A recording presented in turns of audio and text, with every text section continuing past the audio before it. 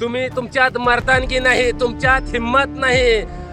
या नामर्दाच्या ज्याच्या मनगटात न्यात नाही, ज्याच्यात दम नाही, अरे मर्दासारखं निवडणूक लढा। विरोधकांना संपवण्याचं काम चालू केलेलं आहे। अहो तुम्हाला कुणीतरी चांगलं म्हणतंय का? एकदम नासक्यावरतीचं सरकार आहे। या ठिकाणी खून झालेला आहे, आता कुठलं आंदोलन सुरू आहे काय? खरं तर महाविकास आघाडीच्या वतीनं आज या गृहमंत्र्याच्या आणि या भाजपच्या कपट्यावरतीच्या विरोधात आज मूक आंदोलन केलेलं आहे।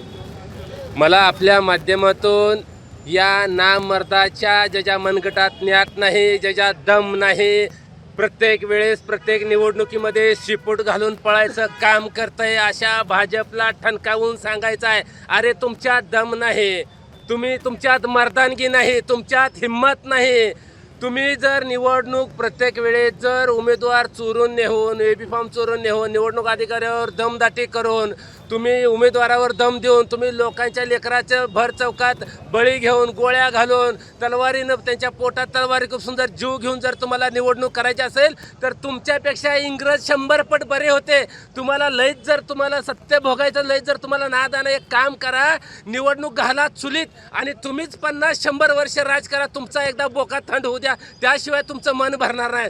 अरे मर्दासारखं निवडणूक लढा, ना मर्दासारखं निवडणूक लढू नका, लोकांच्या लेकराचा मारायचा बळी घेऊ नका।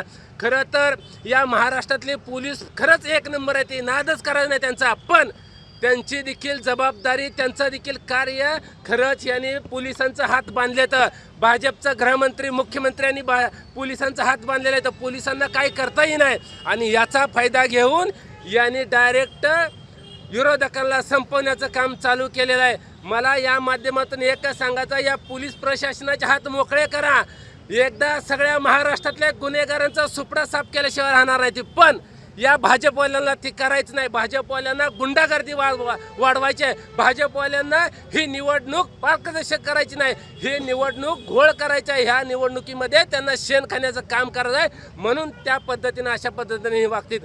माझी या माध्यमातून थेट देवेंद्र फडणवीसाला विनंती आहे, अहो देवेंद्र फडणवीस साहेब, अहो तुम्हाला कुणीतरी चांगलं म्हणतंय का? अहो जी कष्ट ओरिजिनल जी भाजप होती ना, ओरिजिनल ज्यांनी जीवाचं रान केलं, रक्ताचं पाणी केलं, या भाजपच्या कार्यकर्ते या घरावर तुम्ही नांगर फिरवला आणि भ्रष्टाचारी लाखो करोड रुपये भ्रष्टाचार केलेल्या माणसाला मांडीवर घेऊन तुम्ही बसून तिकीट देण्याचं काम करताय। अहो तुम्ही तुमच्या स्वतःच्या भाजपवाल्याचे झाले नाहीत, तुम्ही स्वतःच्या तुमच्या भाजपच्या कार्यकर्त्यात झाले नाही। तुमच्या कार्यकर्त्यांनी जीवाचं रान करून भाजप मोठं केलं, त्यांची तुम्ही घरं उद्ध्वस्त करायला निघालात, तुम्ही बाकीच्यांचं जर काय करचाल। म्हणून मला आपल्या माध्यमातून सांगायचं आहे, ही सरकार जी आहे देवेंद्र फडणवीस, ही सरकार अजित पवार आणि एकनाथ शिंदेचं सरकार, म्हणजे ही सरकार अत्यंत कपट आणि एकदम नासक्यावरतीचं सरकार आहे। ह्याच्यापेक्षा देखील घाण भाषेत त्यांना बोलावं लागेल, एवढी चीड निर्माण झालेली आहे। एखाद्या तरण्या बांडपोराचा बळी घेतला जातोय,